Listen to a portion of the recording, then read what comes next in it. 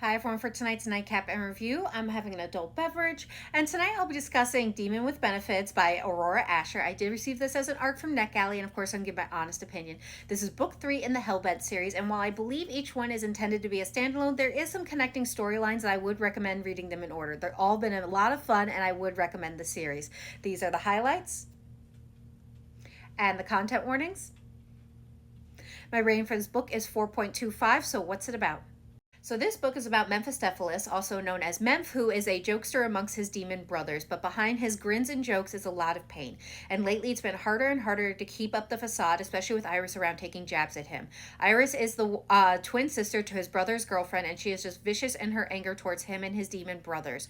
But something about Iris calls to and soothes the darkness within him. But he's not about to let some blue-haired witch soothe the darkness after everything he has done. But Memph is not the only one dealing with his own pain and darkness, as she is haunted by her past where her parents were unalived by demons in order to keep her and her sister safe and hidden from his kind. So you can imagine that she's having a hard time adjusting to having these demons in her life. But with Memph and his devilish smile and jokester attitude and sexy as sin tattooed body, she is having a hard time not giving in to her attraction for him. But she is done with relationships and commitments, especially after her last toxic relationship. That was the plan, at least, until one night they both give in to their denied desires and end up kissing, and it's off to the races.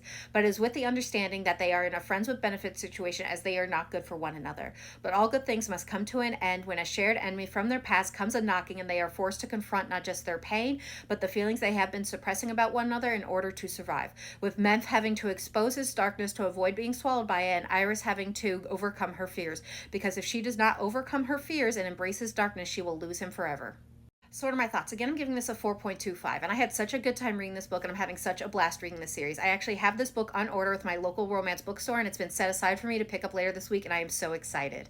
I was really curious how this couple was going to come together based off their previous interactions. They kind of seemed like an oil and water kind of situation, with him being the jokester type and her being the angry and prickly type.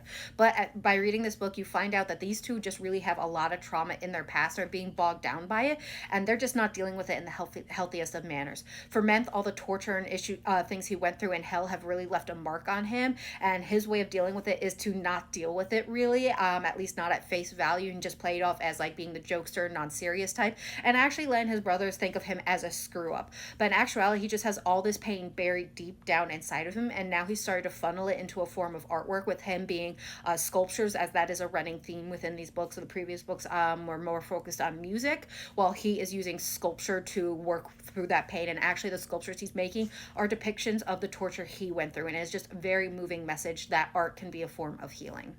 For Iris, she has the trauma of knowing and witnessing a demon unaliving their parents, and then going on the run at the age of 18 to a new country with her sister, all while living in fear of that demon one day finding them. She has kept a lot of this hidden from her sister so her sister can have some kind of peace. She is justifiably angry towards demons and has a lot of pent-up anger and fear, and even some resentment, which has led to her making some questionable decisions when it came to men. All of this combined has led to her building some impossible walls around her. When now she is confronted by her sister being in a relationship with demons and having to deal with them on the daily, this is leading to her lashing out in anger, especially towards Memphis, as she is not willing to deal with her attraction towards him, combined with her anger towards his kind.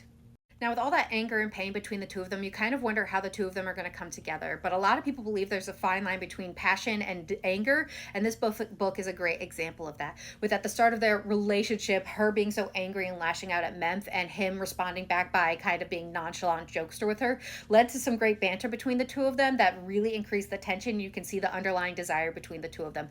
Eventually, they give in to the desires and fall into a friends with benefits situation that really made sense for the two of them. Now, they go through some issues and some progression that really made sense for them, and eventually they're able to come out the other side with a real relationship. I just really enjoyed the relationship progression in this book, because it really made sense for this couple and made that book so much more enjoyable. And it also led to some great tension, as well as some chemistry between the two of them, and some spicy moments as well, not always in human form. Overall, I had a great time reading this book. The plot was also really entertaining and fit the story, and I'm really excited to continue the series. Now, this book will be available tomorrow, July 29th, and I definitely recommend that you give it a try, and I hope everyone has a good night and happy readings.